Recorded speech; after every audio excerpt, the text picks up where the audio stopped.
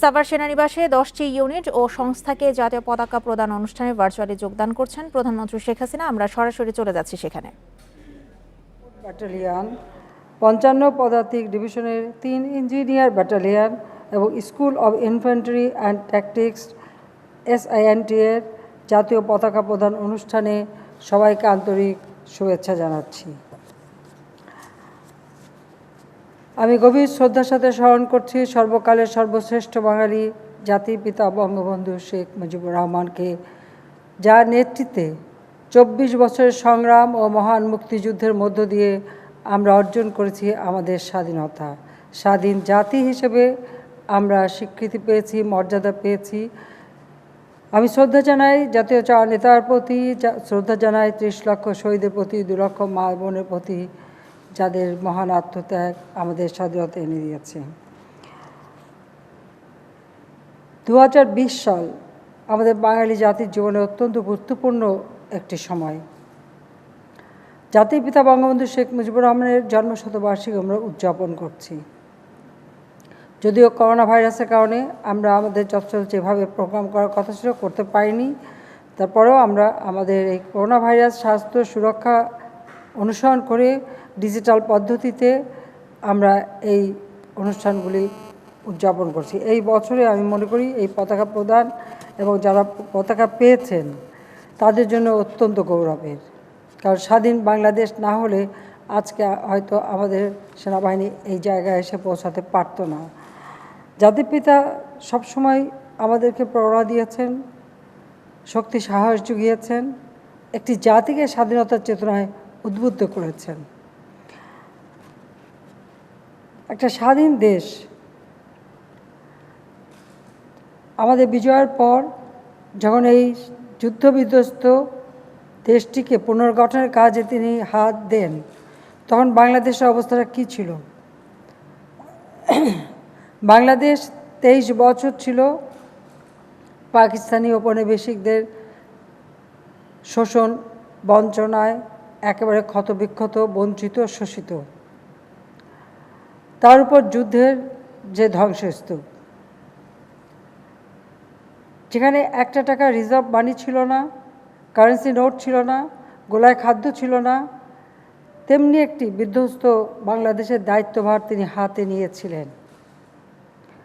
বন্ধুপ্রতিম দেশগুলির সহায়তায় তিনি এই দেশে সে যুদ্ধের ভয়াবহতা কাটিয়ে উঠে ধ্বংসস্তূপ থেকেই অগ্রগতির পথে যাত্রা শুরু করেন এবং সেই সময় আমাদের সশস্ত্র বাহিনীকে গড়ে তোলার পদক্ষেপও তিনি নিয়েছিলেন এবং 1974 সালে তিনি একটি প্রতিরক্ষা নীতিমালা প্রণয়ন করে দিয়ে যান।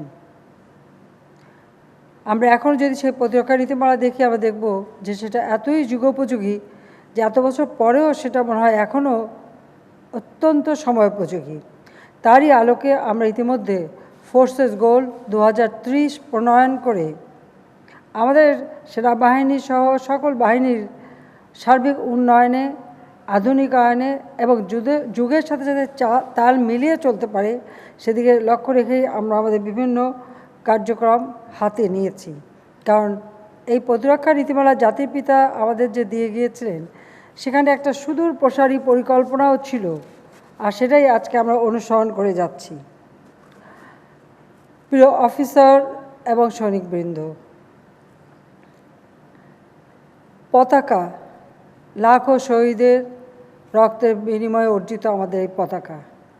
এই পতাকা হচ্ছে একটি জাতির স্বাধীনতা, সার্বভৌমত্ব, সম্মান ও মর্যাদার প্রতীক। এই পতাকার মান রক্ষা করা প্রত্যেকেরই দায়িত্ব। প্রতিটি সৈনিক এবং আমি মনে করি সকল জনসাধারণ সবারই দায়িত্ব এই পতাকার মর্যাদা রক্ষা করা, কারণ এটাই হচ্ছে আমাদের একটা প্রতীক আমাদের স্বাধীনতা, সার্বভৌমত্বের। আর জাতীয় পতাকা পাওয়ার যোগ্যতা অর্জন করা যে কোনো ইউনিটের জন্য একটি সম্মান ও গৌরবের বিষয়। আজকে আপনারা সেই স্বাধীনতা ও সার্বভৌমত্বের প্রতীক জাতীয় পতাকা অর্জন করেছেন। আপনাদের হাতে আমার পক্ষ থেকে মাননীয় সেনাবাহিনী প্রধান তুলে দিয়েছেন। আমার দুর্ভাগ্য যে আমি সরাসরি উপস্থিত থাকতে পারলাম না, এটা সত্যি আমার জন্য খুব কষ্টের। কিন্তু করোনা ভাইরাসের কারণে যাতায়াত সীমিত হয়ে গেছে। এই সীমাবদ্ধতার মধ্যেও আমি চেয়েছি যে আপনার সময় মতো যেন পতাকা প্রাপ্তির অধিকারটা অর্জন করেন, যেন বঞ্চিত না হন। তাই এই ব্যবস্থার মাধ্যমেই আমরা করে যাচ্ছি, আর আপনাদের মাধ্যমে ডিজিটাল পদ্ধতিতে আপনাদের সামনে উপস্থিত হয়েছি।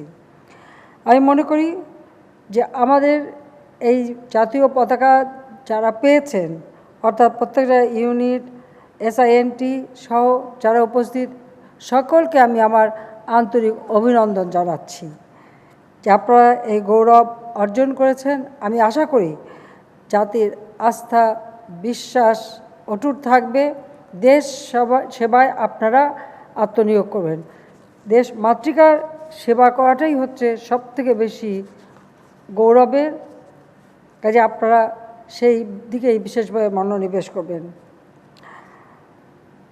আমরা আওয়ামী লীগ জাতির পিতার হাতে গড়া সংগঠন, যে আওয়ামী লীগ সংগঠন এই দেশ দীর্ঘ 24 বছর জাতির পিতার নির্দেশেই সংগ্রাম করে স্বাধীনতা এনে দিয়েছে। কাজে আমরা মনে করি আমাদের একটা কর্তব্য দেশকে উন্নত করা, কিন্তু আমাদের স্বাধীনতার সার্বভৌমত্বের প্রতীক আমাদের সেনাবাহিনী বা সশস্ত্র বাহিনী, তারও সার্বিক উন্নয়ন, এটাও আমাদের দায়িত্ব।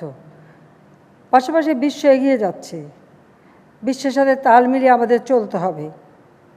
আর আমাদের সশস্ত্র বাহিনী বা আমাদের সেনাবাহিনী এখন শুধু আর আমাদের দেশে সীমাবদ্ধ না, আমরা জাতিসংঘে শান্তিরক্ষা মিশনেও অবদান রেখে যাচ্ছি। পৃথিবীর বিভিন্ন দেশের সেনাবাহিনীর সাথে আমাদের চলতে হয়, কাজ করতে হয়। তাই আমি সবসময় চেয়েছি যে আমাদের সেনাবাহিনী বা আমাদের সশস্ত্র বাহিনী সবসময় আধুনিক প্রযুক্তি জ্ঞান সম্পন্ন, আধুনিক শিক্ষায় শিক্ষিত, সুপ্রশিক্ষিত একটি সেনাবাহিনী গড়ে উঠুক, যেটা জাতির পিতা তার 1974 সালের প্রতিরক্ষা নীতিমালায়ও বলে গেছেন। সেভাবে আমরা গড়ে তুলতে চাই। 1975 সাল আমাদের জন্য একটা কালো দিন। জাতির পিতা বঙ্গবন্ধু শেখ মুজিবুর রহমানকে সেই দিন সপরিবারে নির্মমভাবে হত্যা করা হয়। সেই সাথে আমার ভাই ক্যাপ্টেন শেখ কামাল মুক্তিযোদ্ধা, লেফটেন্যান্ট শেখ জামাল মুক্তিযোদ্ধা, এবং ছোট্ট 10 বছরের শিশু রাসেল, যার জীবনের স্বপ্ন ছিল বড় হয়ে সে সেনাবাহিনীর সদস্য হবে, কিন্তু সে স্বপ্ন পূরণ হয়নি। তাদেরকেও নির্মমভাবে হত্যা করে, কামাল জামালের নবপরিণীত বধূদের হত্যা করে, এবং আমার মা সহ আমাদের পরিবারের প্রায় 18 জন সদস্য নির্মমভাবে শাহাদাত বরণ করে। ব্যক্তিগতভাবে আমি আমার ছোটো বোন রেহানা বিদেশে ছিলাম বলে বেঁচে যাই। আমরা যারা 15 আগস্ট আপনজন হারিয়েছি, আমরা স্বজন হারাবে বেদনা নিয়েই বেঁচে আছি, কিন্তু আমাদের যে ক্ষতি হয়েছে আমি মনে করি তার থেকে বেশি ক্ষতি হয়ে গিয়েছিল বাংলাদেশের জনগণের। কারণ সেই জনগণের যে কাঙ্ক্ষিত উন্নতি, সেই উন্নতিটাও বাধাগ্রস্ত হয়ে গিয়েছিল। জাতির পিতার আদর্শ বুকে নিয়ে, জীবনের ঝুঁকি নিয়ে বাংলাদেশে 6 বছর রিফিউজি হিসেবে বিদেশে থেকে 81 সালে ফিরে আসতে সক্ষম হয়েছিলাম। কারণ আওয়ামী লীগ আমাকে সভানেত্রী যখন নির্বাচিত করে, আমি সভাপতি হিসেবে বাংলাদেশে যখন চলে আসি, বাংলাদেশের জনগণের অকুণ্ঠ সমর্থন পাই। সেটাই ছিল আমার একমাত্র শক্তি, বাংলাদেশের জনগণ। এবং তাদের উপর ভরসা করে সেই স্বজনহারা বেদনা নিয়ে বাংলার মাটিতে ফিরে এসে আমি সিদ্ধান্ত নেই যে কীভাবে এই দেশকে উন্নতি করতে হবে, আমার বাবার স্বপ্ন কীভাবে পূরণ করব।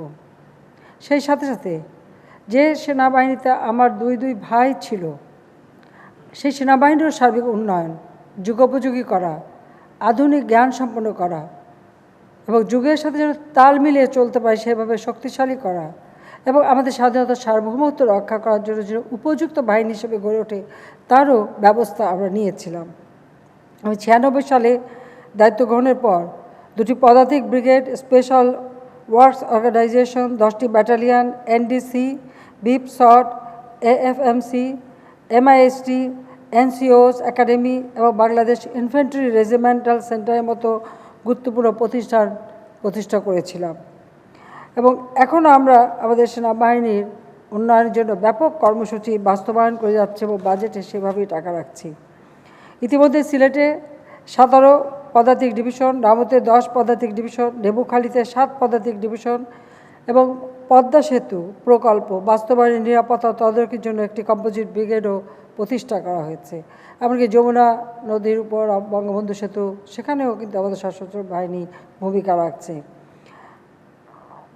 আমরা 21 শতকের ভূ রাজনৈতিক ও সামরিক চ্যালেঞ্জ মোকাবেলায় পারদর্শী সেনাবাহিনী গঠনে প্রয়োজনীয় কার্যক্রমও হাতে নিয়েছি। আমি আগেই বলেছি, আমাদের সেনাবাহিনীর প্রশিক্ষণ, অস্ত্র, সরঞ্জামাদি ও জনবল বৃদ্ধির ক্ষেত্রে অভূতপূর্ব উন্নতি আমরা করে যাচ্ছি। সেনাবাহিনীর সক্ষমতা বৃদ্ধিতে সাজোয়া আর্টিলারি কোরের জন্য আধুনিক গান, মিসাইল ক্রয় করা হয়েছে। পদাতিক বাহিনীর জন্য অত্যাধুনিক ইনফ্যান্ট্রি গ্যাজেট ক্রয় করা হয়েছে। সেনাবাহিনীতে গত 11.5 বছরে ব্যাপক উন্নয়ন করায় সারা বিশ্বে আমাদের সামরিক বাহিনীর একটি উন্নত আধুনিক বাহিনীর মর্যাদা অর্জন সম্ভব হয়েছে। প্রিয় অফিসার এবং সৈনিকবৃন্দ, সেনাবাহিনী দেশের সম্পদ ও মানুষের ভরসা ও বিশ্বাসের প্রতীক। আর কোনো সেনাবাহিনী মানুষের আস্থা বিশ্বাস যদি অর্জন করতে না পারে, তাহলে কখনো তারা কোনো বিজয় অর্জন করতে পারে না। তাই আপনাদের সকলকে পেশাগতভাবে দক্ষ, সামাজিক ও ধর্মীয় মূল্যবোধে উদ্বুদ্ধ হয়ে সৎ ও মঙ্গলময় জীবনের অধিকারী হতে হবে। দেশপ্রেম ও সর্বোচ্চ পেশাদারিত্ব বজায় রেখেই আপনাদের দায়িত্ব পালন করতে হবে। আর বাংলাদেশের জনগণ, এরা তো আপনাদেরই আপনজন, আপনাদেরই পরিবারের সদস্য। কাজে তাদের কল্যাণের কথা চিন্তা করে আপনাদের কাজ করতে হবে। আমাদের সেনাবাহিনী সবসময় মানুষের পাশে আছে, প্রাকৃতিক দুর্যোগে মানুষের পাশে দাঁড়ায়। এমনকি করোনা ভাইরাসেও এই দীর্ঘ কয়েক মাস যাবৎ আমাদের সেনাবাহিনী ব্যাপক কর্মসূচি বাস্তবায়ন করে যাচ্ছে। মানুষের মাঝে সচেতনতা সৃষ্টি করা, তাদের রিলিফ বিতরণ করা, তাদের নানা ধরনের সহযোগিতা করা, করোনা সম্পর্কে তাদের সচেতনতা, সব ব্যাপারেই বিশেষ ভূমিকা আপনারা পালন করে যাচ্ছেন। সেজন্য আমি সেনাবাহিনীকে আন্তরিক ধন্যবাদ জানাই। সাথে সাথে আমাদের অন্যান্য নৌবাহিনী, বিমান বাহিনী, তাদেরকে আমি ধন্যবাদ জানাই যে প্রত্যেকেই যার যা ভূমিকায় তারা বিশেষভাবে অবদান রেখে যাচ্ছে। আমরা চাই শান্তি। জাতিপিতা আমাদের যে পররাষ্ট্র নীতি দিয়ে গেছেন, সকলের সাথে বন্ধুত্ব, কারোর সাথে বৈরিতা নয়। কিন্তু আমরা কারোর সাথে বৈরিতা চাই না। আমাদের মূল লক্ষ্য হচ্ছে দেশের সার্বিক অর্থনৈতিক উন্নতি। বাংলাদেশ যেন ক্ষুধামুক্ত, দারিদ্র্যমুক্ত, উন্নত সমৃদ্ধ দেশ হিসেবে গড়ে ওঠে, সেই লক্ষ্য নিয়েই আওয়ামী লীগ সরকার কাজ করে যাচ্ছে। কাজে আমরা বিশ্বের শান্তি, স্থিতিশীলতা ও নিরাপত্তা রক্ষায় সবসময় নিবেদিত প্রাণ। তাই জাতিসংঘ যখনই আমাদের সশস্ত্র বাহিনীর সদস্য চেয়েছে, পুলিশ বাহিনী চেয়েছে, আমরা সেটা দিয়ে যাচ্ছি। শুধুমাত্র আমরা যেহেতু বিশ্ব শান্তিতে বিশ্বাস করি এবং দেশের মধ্যে একটা শান্তিপূর্ণ অবস্থা থাকুক, আর অর্থনৈতিক সমৃদ্ধি অর্জনটাই হচ্ছে আমাদের মূল লক্ষ্য। সেই লক্ষ্যটা স্থির রেখেই আমরা আমাদের কাজ করে যাচ্ছি। আমাদের নারী সদস্যরাও গুরুত্বপূর্ণ ভূমিকা রাখছে, তাদেরকে আমি অভিনন্দন জানাই। কারণ 96 সালেই প্রথম আমি এই নারী সদস্য আমাদের সেনাবাহিনীতে আমরা অন্তর্ভুক্ত করেছিলাম। একটি কথা সবসময় মনে রাখতে হবে যে আমাদের সংবিধান স্বাধীনতার পর মাত্র 9 মাসের মধ্যে জাতিপিতা এই সংবিধান আমাদের উপহার দিয়েছিলেন, যে সংবিধানে একটি রাষ্ট্র পরিচালনার সব দিক নির্দেশনা দেওয়া আছে। কাজে সংবিধানকে সমুন্নত রেখে দেশকে আমরা এগিয়ে নিয়ে যাব। আমি জানি এই করোনা ভাইরাসের কারণে শুধু এটা বাংলাদেশ না, সারা বিশ্বব্যাপী একটা সকলের জন্য একটা স্থবিরতা এসে গেছে। এই করোনা ভাইরাসে আমরা অনেক আপনজনকে হারিয়েছি, অনেক মানুষকে হারিয়েছি, দেশে বিদেশে প্রবাসে। যারা মৃত্যুবরণ করেছে তাদের আত্মার মাগফিরাত কামনা করছি। শোক সন্তপ্ত পরিবারের প্রতি আমার সমবেদনা জানাচ্ছি। সেই সাথে সাথে আমি বলবো যে করোনা ভাইরাসের কারণে আমাদের অর্থনীতির যেন স্থবির না হয় আর মানুষ যেন ক্ষতিগ্রস্ত না হয়, আমরা শুরু থেকেই বিভিন্ন পদক্ষেপ নিয়েছি। প্রথমে আমি ঘোষণা দিয়েছিলাম 31 দফা নির্দেশনা, করোনা ভাইরাস থেকে নিজেকে সুরক্ষিত রাখার জন্য এই নির্দেশনা আমরা দিয়েছি। পাশাপাশি আমরা আমাদের অর্থনৈতিক চাকা সচল রাখা এবং মানুষের পাশে দাঁড়ানোর জন্য বিশেষ প্রণোদনা আমরা ঘোষণা করেছি। সেখানে আমরা আমাদের বাজেট ছাড়াও আমরা চিন্তা করেছি যে যেভাবে হোক মানুষের কাছে অর্থ পৌঁছাতে হবে, আর্থিক সচ্ছলতা দিতে হবে এবং আমাদের সব কাজগুলির জন্য চলতার ব্যবস্থা নিতে হবে।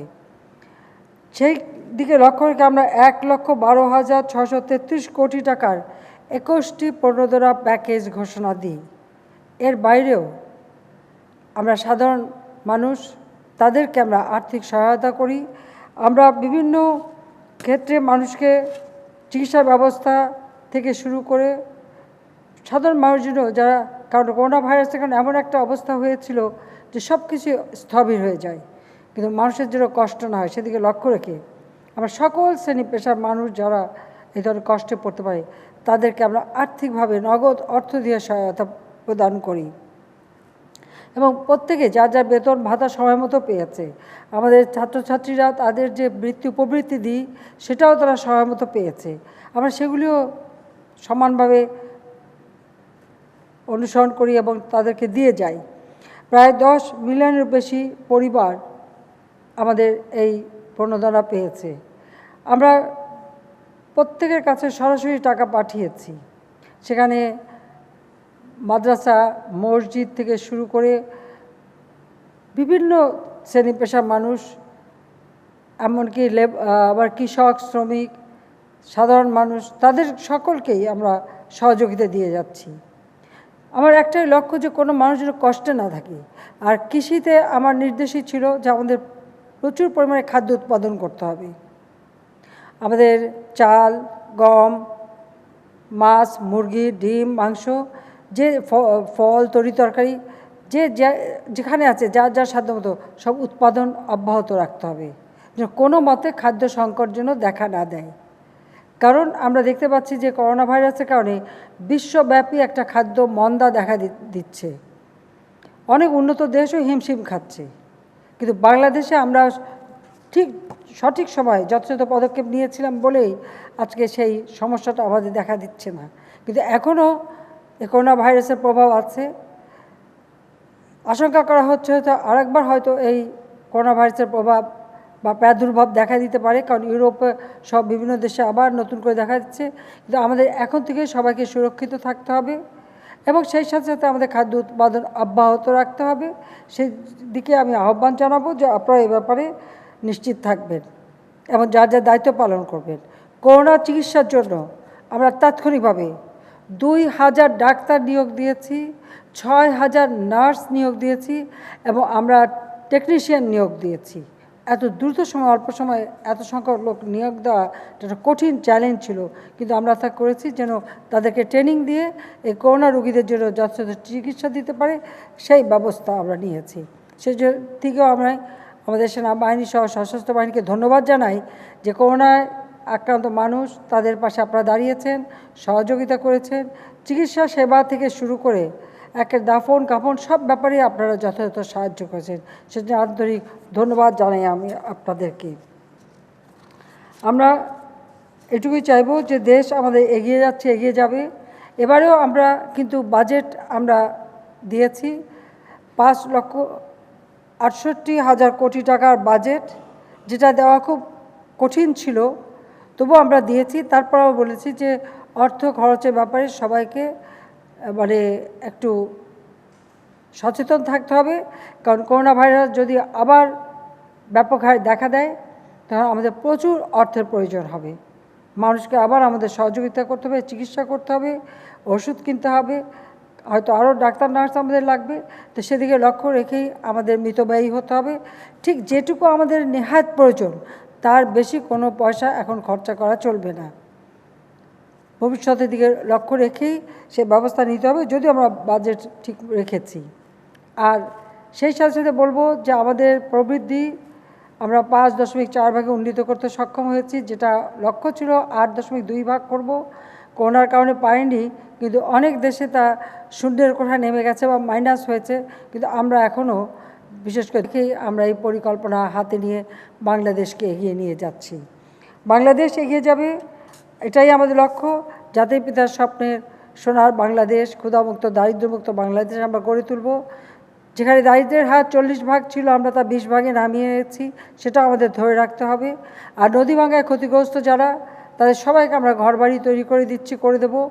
বাংলাদেশে একটি মানুষও গৃহহারা থাকবে না, ভূমিহীন থাকবে না।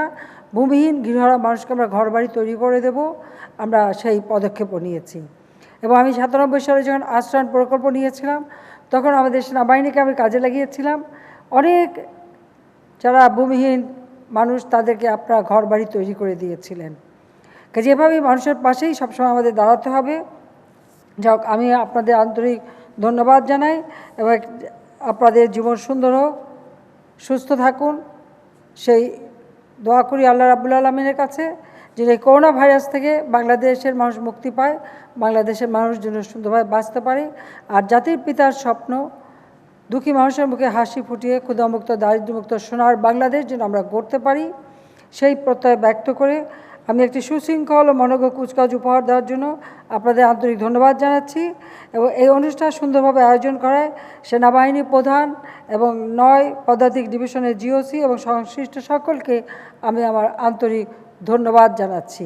ইনশাআল্লাহ আবার দেখা হবে।